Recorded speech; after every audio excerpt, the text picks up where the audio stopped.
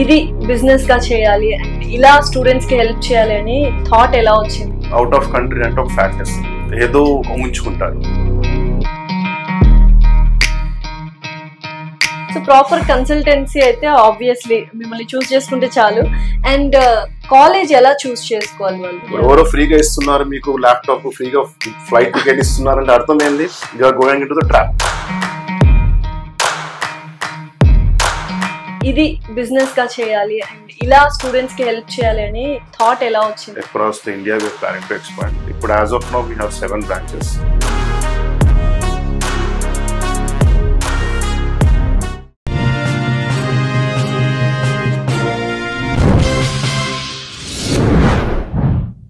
Hi hello, welcome to our channel. So చాలా మంది students కి అబ్రాడ్ వెళ్ళాలి, అక్కడ చదువుకోవాలి అండ్ వర్క్ చేయాలి, అక్కడే సెటిల్ అవ్వాలి ఉంటుంది. అలాంటి వాళ్ళందరికీ వీసా ప్రాసెసింగ్ తెలియాలి అండ్ ఏ కాలేజ్ చూస్ చేసుకుంటే బెటర్ అని తెలుసుకోవాలి అండ్ ఎటువంటి కోర్సులు చూస్ చేసుకోవాలి, అక్కడ స్కాలర్షిప్స్ ఏంటి, ఇలా రకరకాల డౌట్స్ స్టూడెంట్స్కి అండ్ పేరెంట్స్కి వస్తుంది.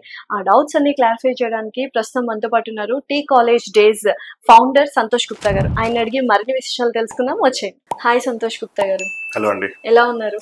I'm fine అండి, thank you. How are you అండి? I'm good, thank you. So T college days 38 countries తో టైఅప్ అండ్ 4000 పైగా కాలేజెస్ తో టైఅప్ అయింది. ఎలా సాధ్యం అసలు? ఫస్ట్ ఆఫ్ ఆల్ ఇది బిజినెస్ గా చేయాలి అండ్ ఇలా స్టూడెంట్స్ కి హెల్ప్ చేయాలి అని థాట్ ఎలా వచ్చింది అండ్ దీని వెనకాల కృషి ఏంటి తెలుసుకోవాలంటే మీ గురించి తెలుసుకోవాలి.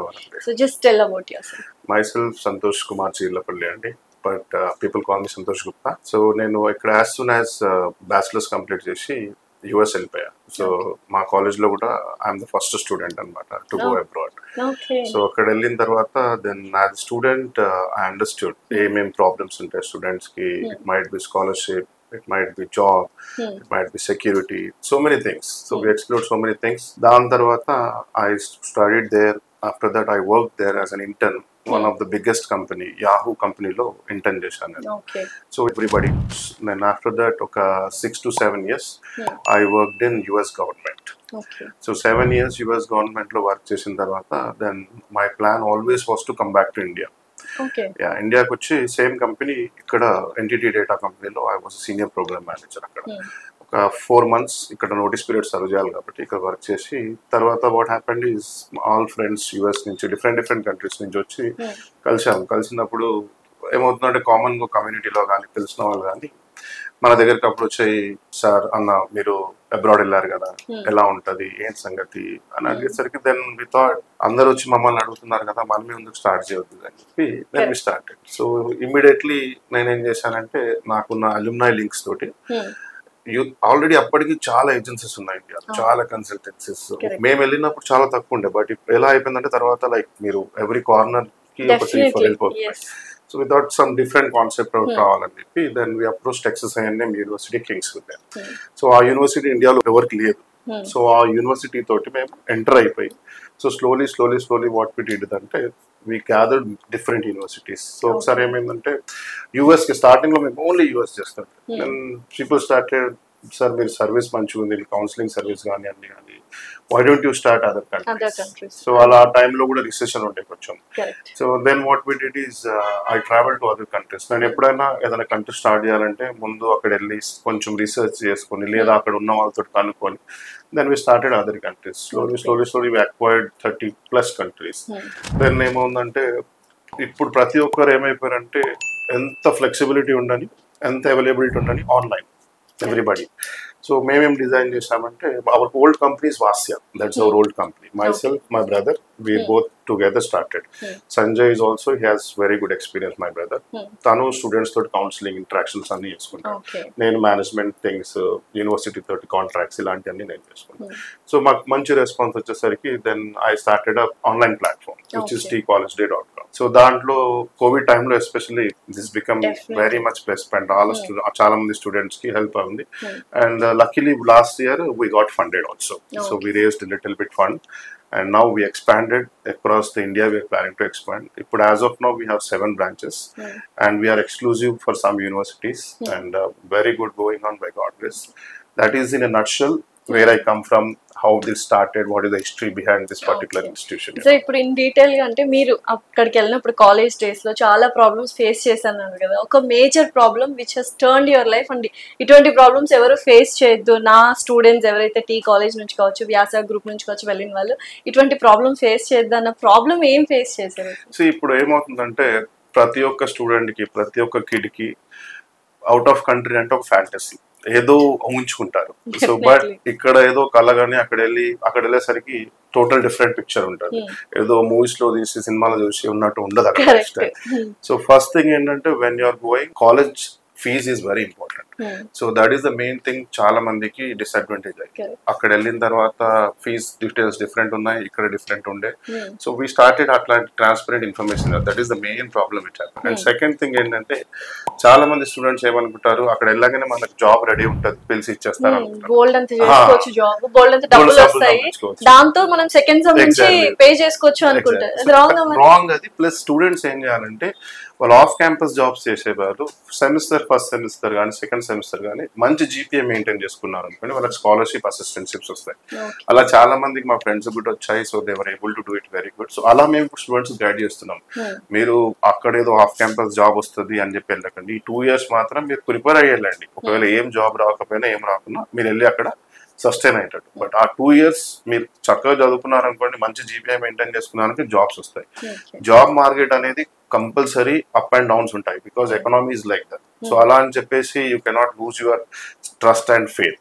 So first thing you have to do is మన గ్రౌండ్ వర్క్ మనం మంచి చేసుకోవాలి. మనం మంచి చదివి మంచి జీపీఐ మెయింటైన్ చేసుకున్నామంటే ఆటోమేటిక్ జాబ్ వస్తుంది. And other thing, other countries లో ద మెయిన్ అడ్వాంటేజ్ ఇస్ వాళ్ళు మన ఎక్స్పీరియన్స్, ఇది అది ఏజ్ ఇవన్నీ చూడరు. టాలెంట్ ఎంత ఉంది ఏం సార్ అంటే మన ఇండియాలో చూడరు అని అనట్లేదు, బట్ కంపారిటివ్లీ తక్కువ, తక్కువ అవుతుంది అక్కడ. సో అలాంటిది. And other thing is also the student ఎలా అంటే ఎక్కడో కంట్రీ సైడ్ ఉన్న కాలేజ్కి వెళ్ళి అక్కడ ఫీజు తక్కువ ఉంది కానీ వెళ్ళడం కూడా తప్పు.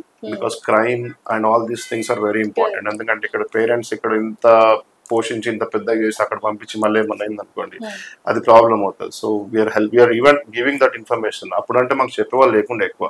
సో ఇలాంటి ఇన్ఫర్మేషన్ ట్రాన్స్పరెంట్ గా ఇస్తున్నాం. But by God grace it's going good, there not an issue. But end of the day sometimes students ఏం చేస్తారు, దేని మాకు తెలుసులేమా అని అంటారు. అలాంటప్పుడు ఏం చేయలేము. మా ప్లస్ పాయింట్స్ మేము ప్రోస్ అండ్ కాన్స్ మేము చెప్పగలుగుతాం. అండ్ ఇంకొకటి ఏంటంటే రీసెంట్లీ మేము వచ్చిన కాన్సెప్ట్ ఏంటంటే, ఫర్ ఎగ్జాంపుల్ ఒక స్టూడెంట్ ఉన్నాడు, he is applying for XYZ university. అదే మా దగ్గర నుంచి అప్లై చేసినప్పుడు అష్యూర్డ్ స్కాలర్షిప్ ఇస్తున్నాం.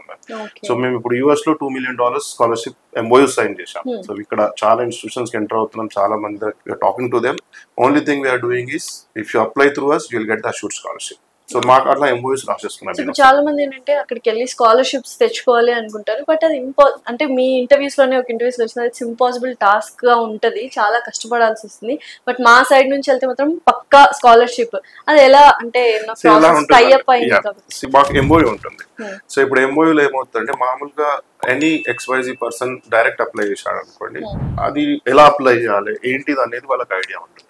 సో మాకేంటంటే we insist the professor or the dean saying that ఈ పర్టికులర్ స్టూడెంట్ కి ఇంత జీపీఏ ఉంది, ఇంత పర్సెంటేజ్ ఉంది, ఈ రిక్వైర్మెంట్స్ మెట్టాడు, సో అప్లై కంపల్సరీ ఇవ్వాలి అన్నట్టు మేము ఇన్సిస్ట్ చేస్తే దే విల్ డెఫినెట్లీ. కొంతమంది స్టూడెంట్స్ ఏంటంటే అక్కడ వెళ్ళి తెచ్చుకోవచ్చు అసిస్టెన్షిప్ అంటే పాసిబిలిటీ ఉంది.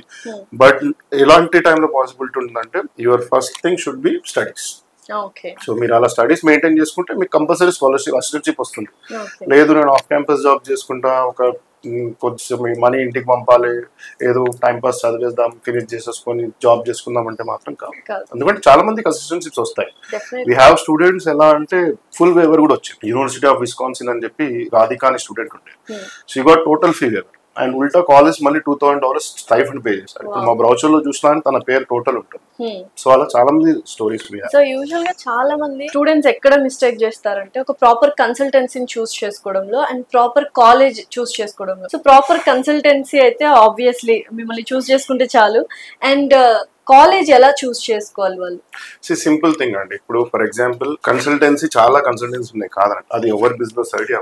But only thing is we tell students ఏం చెప్తామంటే don't fall for the free catches.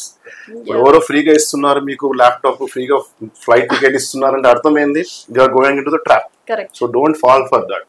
So last కి ఏమంటాడు, ఫ్రీ ఇచ్చిన అదే చేయడం ఎక్కువ అంటారు. So don't fall for the trap. And the second thing ఏంటంటే ఇప్పుడు మా దగ్గర వీడు SWOT analysis. So for example a student ఇస్తే ఆయన స్ట్రెంగ్స్ ఏంటి, ఆయన వీక్నెస్ ఏంటి, ఆయన ఆపరెంట్స్ ఏంటి అండ్ థ్రెట్స్ ఏంటి, opportunities and threats. So first thing ఒక స్టూడెంట్ రాగానే మేము చేసేది ఏంటంటే ఆయన strength, it might B studies, it might B financial, it might be good communication, it might be subject, he might be from artificial intelligence, some kind of subject. Weakness, his health is not good, he is not talkative, or he is financially weak. Okay. And what are the opportunities, or what are the threats? So ilanti anni we do matrix analysis, SWOT analysis chesi daan batti student ki we guide them. And for example, if student says sir ee college ki vaste వెళ్తే అంటే తీసుకుంటాం మేము ఆ college కూడా, వాళ్ళు చెప్పిన college కూడా suggest చేస్తాం, అది కూడా వాళ్ళ సీనియర్స్ కానీ మేము ఇదే కాలేజ్ పో అని చెప్పాం.